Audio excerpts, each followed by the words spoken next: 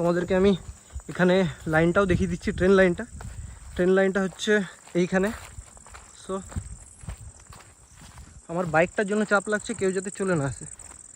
এই হচ্ছে ট্রেন লাইনে কিন্তু কিছু দেখা যাবে না, কারণ এখানে এখন পুরো অন্ধকার। এই হচ্ছে টিকিট কাউন্টারের ব্যাক সাইড। এটা কিন্তু দেখেও ভয় লাগছে। এখানে হচ্ছে টিকিট কাউন্টারের সেই চাপা কলটা, আর আমার গাড়িটা এখানে আছে। এই যে এখানে একটা খেজুর গাছ আছে। আর এটা তখন আমি তোমাদেরকে দেখাইনি, এটা কোনো বাথরুম বা কিছু হবে হয়তো। এটার ওই পারে পুরো জঙ্গল আছে, তো ওখানে যাওয়ার কোনো চান্সেস নেই। এটা হচ্ছে বেদিটা।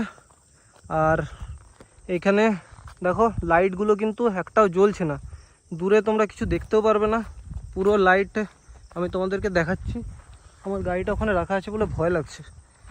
এখানে সেই আরেকটা ল্যাম্পপোস্ট, এই ল্যাম্পপোস্টটাও কিন্তু বন্ধ। এদিকে কিন্তু পুরো ল্যাম্পপোস্ট আছে, কিন্তু কোনো ল্যাম্পপোস্টেই কিন্তু আলো জ্বলছে না। আর এদিকে তো সেই জঙ্গলটা তখন যেটা গিয়ে দেখালাম, এটা দূর থেকে লাইট বলে বোঝা যাচ্ছে না। এই হচ্ছে স্টেশনের কন্ডিশন, বিরসা মুন্ডা হল্ট। পুরো স্টেশন একদম নির্জুম, পুরো স্টেশন একদম কেউ নেই। এত রাত্রেবেলা কেউ নেই, কোনো কাকপক্ষী কোনো জন্তু জানোয়ারের কথা ভাবছিলাম তারাও কিন্তু নেই।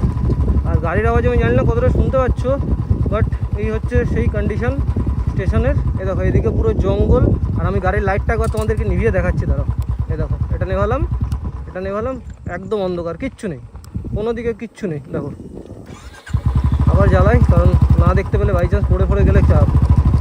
চলো এবার আগের দিকে যাওয়া যাক। এ দেখো এদিকেও পুরো জঙ্গল, কিচ্ছু দেখা হবে না। ওকে, ওইদিকে আর যে লাভ নেই, কারণ জঙ্গল আছে। এবার গাড়িটা রিটার্ন করি।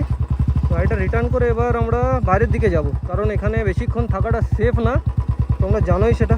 কারণ আমাদেরকে আরও ভিডিও বানাতে হবে, এখনই যদি মায়ের ভোগে চলে যায় তাহলে চাপ। এই হচ্ছে ব্যাপার। আর ওখানে কিছু একটা জ্বলছে। তো চলো আগের দিকে যাই।